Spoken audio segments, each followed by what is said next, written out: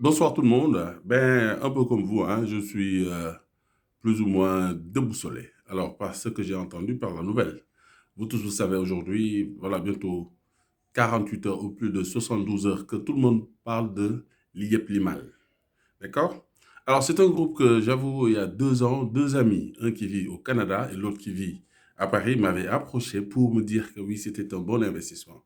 Alors, j'ai un peu, en fait, je ne comprenais pas. J'ai essayé de comprendre ce que c'était. Mais ces amis sont des amis de longue date, c'est des amis d'enfance la plupart, ou bien des amis avec qui j'ai fait le collège.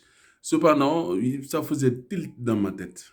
Parce que quand tu lis les œuvres, ou bien quand tu t'approches un peu des grands entrepreneurs, ou bien des entrepreneurs qui ont vécu, ils te disent les retours sur investissement faramineux des 200, 150 ou bien 500%, c'est quasiment impossible. Alors la plupart du temps, s'il y a une stabilité sur le marché, comme on l'a dit ici, The wisdom of crowd. Le wisdom of crowd, c'est-à-dire, c'est la foule, ou bien en tout cas le marché qui définit l'offre et qui pourrait définir le positionnement de l'offre et de la demande. C'est ce que je veux dire. Alors, ce wisdom of crowd, il est tellement puissant, c'est pratiquement pas possible d'avoir des stabilités. Alors, les amis, quand ils m'ont parlé de l'IE plus mal, j'ai regardé des vidéos YouTube, comme tout le monde, il y a 1 an, 2 ans, je vous dis. Ah, j'ai regardé des vidéos YouTube, j'ai essayé de m'informer, je suis même parti regarder des vidéos du CEO, le monsieur Parfessim, où effectivement il disait avec beaucoup d'éloquence qu'avec un téléphone, smartphone, si tu ne pouvais pas gagner 100 000 francs par mois, mieux valait s'en débarrasser sur une chaîne YouTube. Alors, j'étais perplexe, mais je savais un peu c'était quoi le monde de la crypto-monnaie. Je savais un peu c'était quoi le monde des bitcoins. Je savais que, justement, tu pouvais avoir des retours sur investissement, mais pas des 200, 300, 400%. Il y avait un flou, il y avait un doute. Bon, je ne vais pas ajouter l'anathème, je ne sais pas exactement ce qui se passe. En tout cas, il semblerait qu'il y a près de 1500 milliards qui se sont évaporés dans la nature. Alors, sur cette chaîne, j'ai moi-même fait une vidéo sur les arnaques, le phénomène Madoff. Vous savez, Ponzi est une simplicité enfantine. Ponzi, c'est vraiment ridicule par rapport à la finance, c'est ridicule par rapport à la blockchain. C'est très, très facile. Même, je te dis, ton enfant de 5 ans, 6 ans, si tu lui donnes quelques astuces sur Ponzi, il pourra le faire, le dupliquer et peut-être même tromper des ingénieurs ou bien des agents. Parce que le mécanisme est très, très simple. Cependant, comme toutes les pyramides de Ponzi, mais la durée de vie est déterminée, justement, parce que ce n'est plus le wisdom of crowd. C'est juste, alors tu recrutes de nouveaux clients à chaque fois. Et il faut qu'il y ait de nouveaux clients. Il suffirait que tu n'aies plus de nouveaux clients, ou bien qu'il y ait, comme pour Madoff, 2008, le phénomène de subprime, pour que ce Ponzi se tombe en hécatombe, ou bien en fait, la pyramide se casse. En fait, la logique de la pyramide se casse. Il faut justement un phénomène qui va venir bousculer toute cette logique comme un château de cartes. Donc, encore une fois, chers amis, chères communautés, vous savez, très sincèrement, moi je me rends compte, mais je ne sais pas, il n'est pas facile de gagner de l'argent. Franchement, il n'est pas facile de gagner de l'argent. Les plus grands entrepreneurs, quand ils vous parlent, ils vous disent que si vous avez un financement, ou bien si les gens vous approchent pour vous dire, ou bien pour vous proposer des retours sur investissement, colossaux, dites-vous bien qu'il y a quelque part une arnaque. Et l'arnaque la plus simple, c'est Ponzi. Prendre l'argent des autres pour rémunérer les autres, ainsi de suite, ainsi de suite, ainsi de suite. Alors aujourd'hui, ce qui se passe, c'est que et des Camerounais et une forte communauté au Canada, près de 20 000 personnes, et une forte communauté en France, près de plus de 5 000, 10 000 personnes, ont mis des millions et des millions en euros ou bien en dollars canadiens dans l'IEP Limal. Aujourd'hui, le problème, c'est que au moment où je vous parle, ils n'arrivent pas à récupérer cet argent. Alors, comme je l'ai dit sur cette chaîne, vous savez, l'arnaque, c'est deux phénomènes. Et il y a un troisième élément qui vient appuyer tout cela.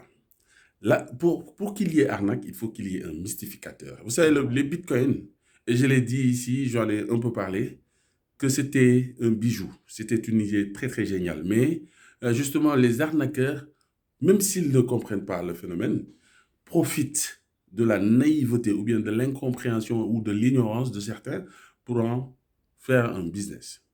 Il est facile de perdre son argent dans les bitcoins.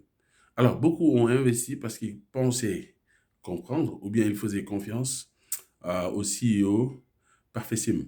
Ce qui se passe, c'est qu'il leur a dit que, effectivement, l'IMO, qui est la Bitcoin, va migrer en l'IMO 2.0. Et depuis cette migration, ou bien on ne sait quoi, on a cessé de voir la chute, effectivement, de la monnaie l'IMO Bitcoin. Ce qui est paradoxal, c'est qu'un peu partout, on leur avait promis qu'avec une carte UBA, ils pouvaient faire les retraits. Aujourd'hui, plus personne ne peut faire des retraits. Les gens réclament leur argent, un peu comme à la Madoff. Le mec disparaît, il n'est pas joignable. Alors, on va juste rester calme. Ça va faire des dégâts. Franchement. Moi, j'ai eu la présence d'esprit de ne pas mettre mon argent. Les gars, il faut regarder, s'il vous plaît, de grâce. La Bitcoin existe, la blockchain existe, et c'est vrai. Pour de vrai, vous pouvez vous faire de l'argent avec. Mais il faut vraiment comprendre comment ça marche. Très sincèrement, si vous ne comprenez pas comment ça marche, vous allez jeter votre argent par la fenêtre. Et comprendre comment ça marche, mais il faut s'approcher des gens qui ont compris ou bien faire des formations ou bien se documenter. Réellement comprendre. Parce que même avec la Bitcoin, tu ne peux pas avoir des retours sur investissement de 200%, 300%, 400%. Pourquoi beaucoup se sont tus? Un peu comme Madoff, parce que ceux qui ont souscrit dès le départ, ceux qui ont acheté des packages, ils disent des packs, ils ont pu rapidement avoir des retours sur investissement, mais faramineux. Et ce qui comptait pour eux, étant leader ou coach, c'est de recruter, encore recruter et toujours recruter. C'est le MLM. Comme vous le savez, le MLM, moi j'ai connu le MLM grâce à Forever. Forever Living Product. J'ai jamais été donc membre, mais quand même, j'achetais de temps à autre les produits. Surtout la pâte aloe vera et quand même ce sont de bons produits. Alors, la différence avec ces produits, ben, Forever, pas seulement la pub, c'est que ce sont des produits palpables que tu vois, que tu peux acheter. Et tu achètes ces produits ou bien tu vends ces produits, ce sont des médicaments que tu peux potentiellement donc proposer donc des clients ou bien aux personnes que tu as démarchées comme une chaîne de MLM. MLM, Multi-Level Marketing, c'est ce que ça signifie. Alors, pour de l'argent, la gestion de l'argent, pour ce qui est des crypto-monnaies, tout ce qui est virtuel, tout ce que tu ne vois pas, tout ce que tu penses détenir alors que tu ne le détiens pas, c'est un peu plus complexe. Regardez, Madoff, quand il a commencé à arnaquer les gens, juste dans les années 90, mais il aurait fallu qu'il y ait les subprimes, comme j'ai dit tantôt. Alors le mec, comment il faisait? Mais tu ne pouvais pas t'approcher de lui. Ses taux étaient fixes, qu'il vente, qu'il neige, tu avais toujours ce pourcentage. Donc il y avait une certaine cupidité, une complicité des premiers qui étaient là et qui voulaient que le business continue à marcher. Maintenant, les plus pauvres, il y a même une maman dans le documentaire de Madoff. Après le décès de son mari, alors la défunte maman a pris toutes ses économies, tout l'argent, parce que donc on l'avait dit qu'effectivement, va avoir Madoff. Et toujours, c'est l'approche famille. Le MLM, c'est l'approche famille, c'est la communauté.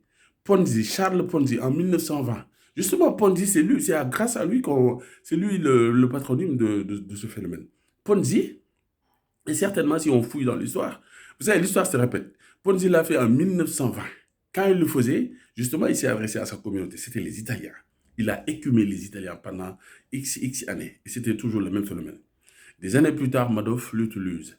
Alors, ici en Afrique, on a connu les cunettes, on a connu des forever, je sais quoi, beaucoup de choses. Moi qui ne m'ont jamais intéressé, je voyais sur le net, mais je regardais ces phénomènes de loin parce que je me disais que, le gars, l'argent concret là, l'argent que l'on gagne, il faut faire ça. D'accord? Que tu investisses ou bien que tu sois le CEO ou bien en tout cas que tu sois le salarié, l'argent on le fait comme ça. Ce pas des choses qui tombent comme ça du ciel et que voilà, facilement tu vas multiplier. Alors tu vas me dire oui, la bourse. Mais même les cotations en bourse, ça ne se passe pas comme ça. Les cotations en bourse, tu joues, tu perds ou bien tu joues, tu gagnes. Des fois, tu joues 5 fois, tu gagnes 4 fois. La quatrième fois, tu perds 4 fois. La cinquième fois, tu gagnes. C'est ça le phénomène de la bourse. En tout cas, actuellement, wait and see. Je suis en train de rassembler les informations. Et je vais te mettre en barre de description, ou bien là, quelque part, la vidéo que j'avais faite sur l'arnaque, quand j'ai expliqué un peu c'était quoi Ponzi, quand j'ai expliqué comment Madoff faisait. Et je vous souhaite de passer une agréable soirée. Ben, c'est dur, mais du courage. On est ensemble. Peace, guys. Peace. Peace.